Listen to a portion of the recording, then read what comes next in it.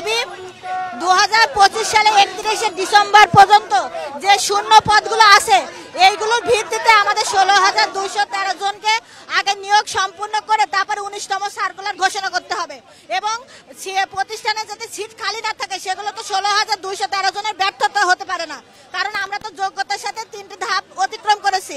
আমরা চাই 2025 সালের 31শে ডিসেম্বর পর্যন্ত শূন্য পদ যুক্ত করে আমাদের নিয়োগের আওতায় আনা হোক এবং তারপর 19তম সার্কুলার দেওয়া হোক। আমাদের মূল দাবি একটাই, আমরা 2015 সাল যুক্ত এবং 31শে ডিসেম্বর 2015 সাল পর্যন্ত আমাদের শূন্যপদ সংযুক্তি করে সকল তথ্য উপাত্ত বিশ্লেষণ করে সকল ধরনের প্রাতিষ্ঠানিক বাধা তুলে 31শে ডিসেম্বর 2025 সালে শূন্যপদ যুক্ত করে আমাদের 16,213 জন প্রার্থীকে বিশেষ গণবিজ্ঞপ্তির আওতায় আনতে হবে এবং আমাদের চাকরি নিশ্চিত করতে হবে।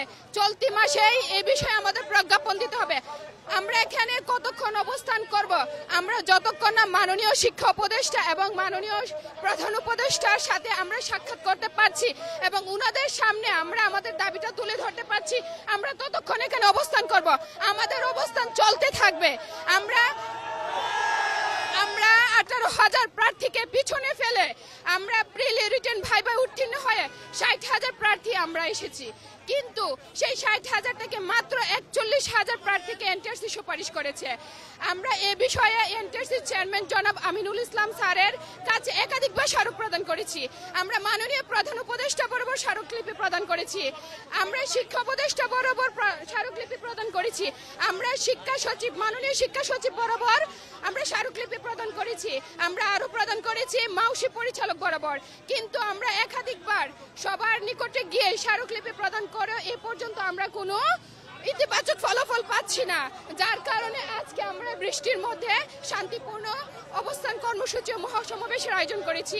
আমাদের একটাই দাবি, 16,213 জন প্রার্থীকে সকল তথ্যপত্র বিশ্লেষণ করে ও 31শে ডিসেম্বর 2025 সালে শূন্যপদ যুক্ত করে সকলের চাকরি নিশ্চিত করা, এটাই হচ্ছে আমাদের মূল দাবি। মানতে হবে।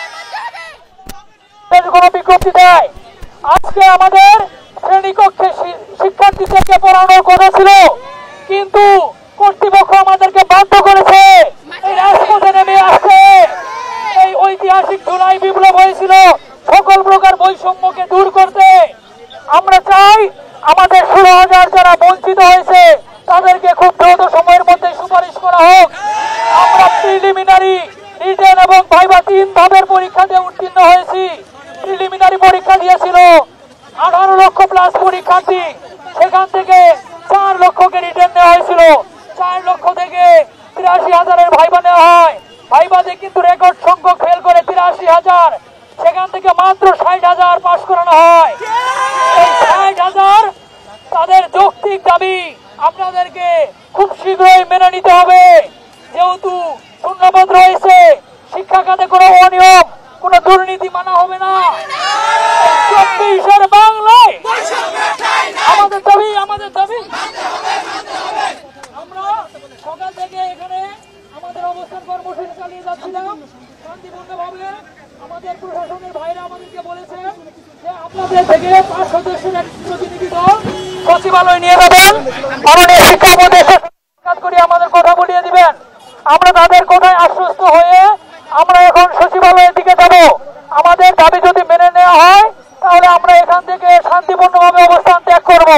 যদি আমাদের দাবি মেনে না নেওয়া হয় আমরা আরো বৃহৎ কর্মসূচি বা কঠোর অবস্থানে বাধ্য হব। এখান থেকে কেউ অবস্থান ত্যাগ করবেন না। আমরা কর্তৃপক্ষের সদয় দৃষ্টি আকর্ষণ করছি যে আমরা এনটিআরসি চেয়ারম্যান স্যারকে একাধিকবার স্মারকলিপি দিয়েছিলাম। মাননীয় চেয়ারম্যান স্যারের সাথে আমরা কথা বলেছিলাম, তিনি বলেছেন রাষ্ট্রের যারা পলিসি মেকার তারা এখানে নিয়োগ দিবে। প্রতিটা আমাদের তাহলে পিঠ থেকে গিয়েছে, অবস্থান দিয়েছে আমাদের কাছ থেকে তারা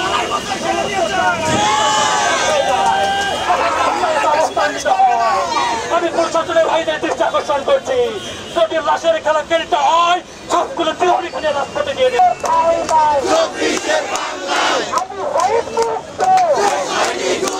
প্রাণ কফি ক্যান্ডি, কররা কফির কঠিন স্বাদে হাইকে বলো বাই।